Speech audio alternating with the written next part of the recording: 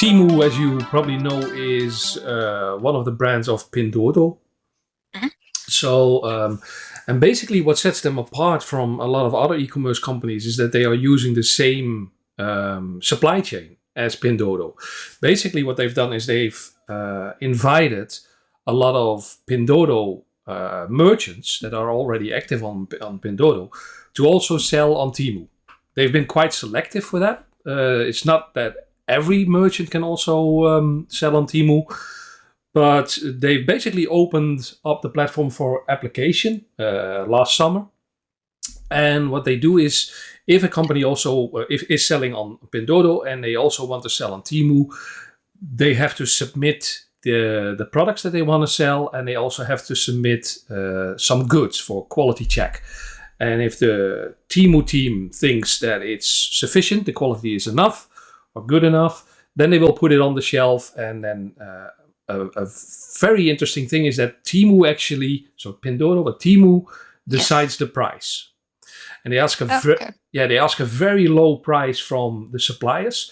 Basically, the wholesale price that you would also find on 1688 in China.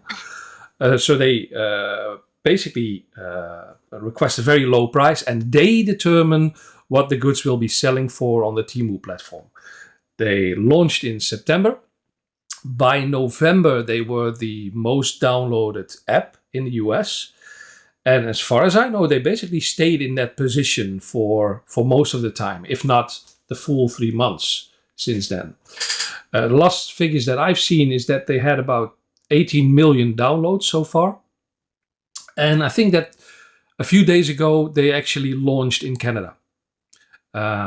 They've been testing Canada as well, and they basically are rolling out the same assortment of goods that is available currently in the US, also to the Canadian market. Now, of course, you know that they've had an advert on the Super Bowl.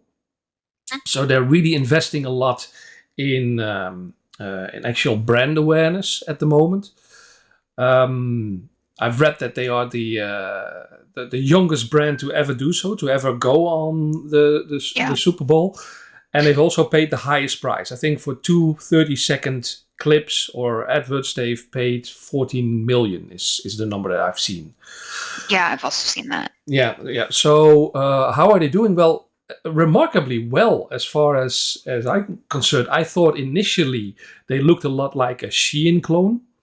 But their assortment is much broader. They have more than 20 different product categories, which they can do because basically it's everything that also sells on PDD is also available, can also be available on Temu.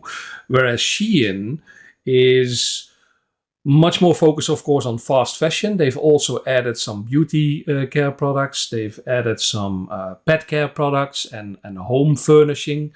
But it's still mostly known for the fast fashion. Yeah. So they have a much bigger assortment. The big difference with AliExpress, I think that because of their model, they can have even lower prices than AliExpress. And what also sets them apart is that quality check that Temu does. Whereas, for instance, the big problem with Wish was because they were doing drop shipments from China, they didn't have any quality control, but they did get all of the complaints. So I think that's a very big difference with Temu.